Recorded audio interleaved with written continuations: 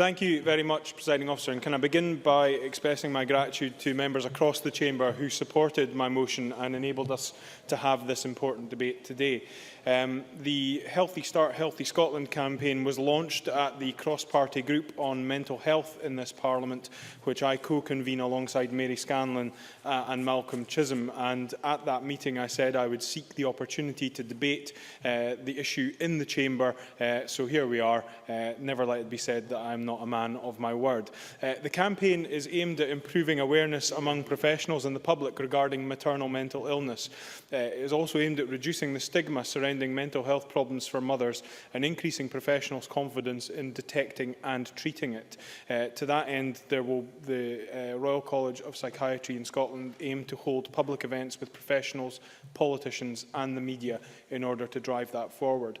They also are aiming to have practitioners working with mothers and children being aware of the issues related to maternal mental health problems and to work holistically to address them. And they will be seeking to establish an inter-faculty group, links to other Royal Colleges and hosting a roundtable bringing together parents and children's representatives, voluntary agencies, statutory early years agencies and professional organisations to ensure that best practice can be shared across Scotland.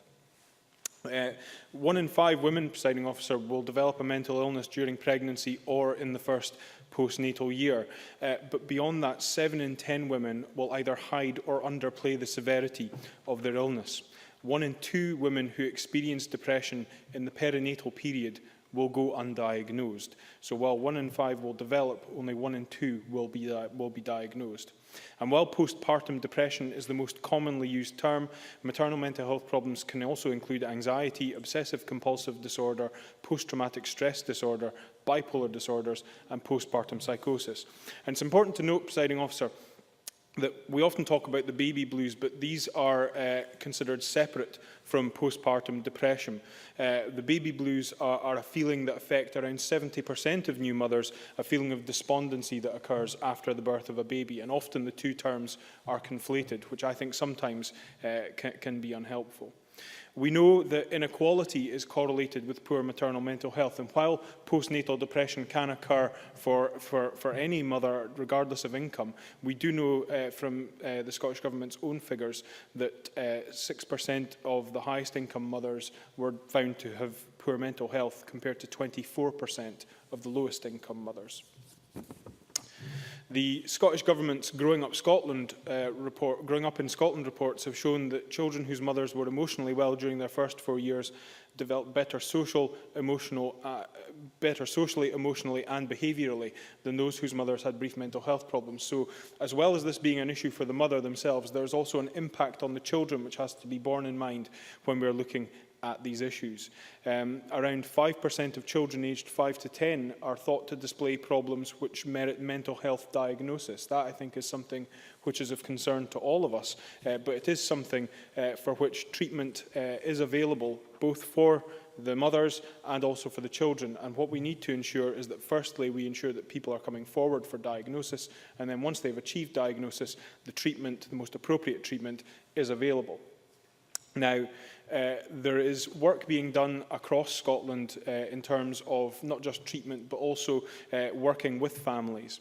And I want to highlight a project being undertaken in Aberdeen, which I think merits being brought to the Chamber. I think one of the duties upon us as MSPs is to highlight positive examples from our own areas. 4 projects have come together to form a family support network: the Family Learning, Aberlour, Community Childminding and Home Start Aberdeen. This integrated working strategy has reduced duplication of services, but also ensures that the third sector is working closely with NHS midwives and health visitors to ensure appropriate referrals and support can be targeted. Home Start have supported a total of 115 families since the 1st of April this year. They work closely with health visiting teams. 80% of their referrals come from health visitors. They provide support from peers who are mostly parents themselves, who are matched with an individual family that they then visit on a weekly basis. Over 80% of their referrals in Aberdeen arise as a result of or have a mental health issue involved, and over 90% are related to isolation.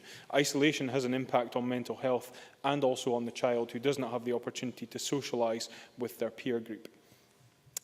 The Aberlour service supports parents affected by substance abuse issues and also parents with learning disabilities, and referrals are made through social work. The Scottish Childminding Association provides community childminding service, and in Aberdeen that allows parents to access up to 72 hours of free childminding to support them, which I think is an invaluable service for many families. And the Family Learning Team can provide one-to-one in-the-home support for parents with children aged 0 to 3, or provide support programmes in small groups for parents with children aged 3 to 8. So there is fantastic work being done out there, Presiding Officer.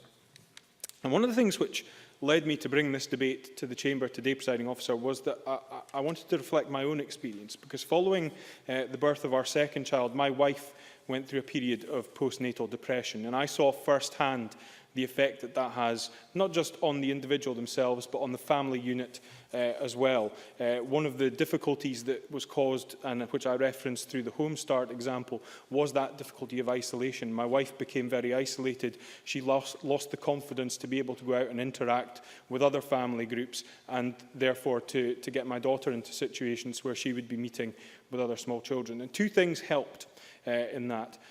One was a local coffee morning in my area, which my wife attended on a regular basis, and which enabled her to interact with others outside of the home environment. Because when my son was at education and when I was down here in Parliament, my wife found it difficult to get out of the house.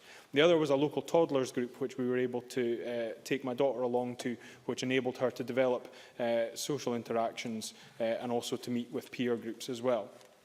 And that's why I was really taken by the remarks by Sam H recently in the press around the benefits and the possibilities of social prescribing, which I think is something which would be particularly relevant to issues around maternal mental health issues, where isolation and an inability to socialise and a feeling that they cannot reach out perhaps to other mothers for fear of stigmatisation can often grip people who find themselves affected by maternal mental health issues. So I think that there is good work out there. There are good examples to be drawn from. It's a question now of making sure the dots are joined together, and also that we in this chamber do all that we can to support our constituents who are affected by these issues and make sure that they get the support that they deserve. Thank you.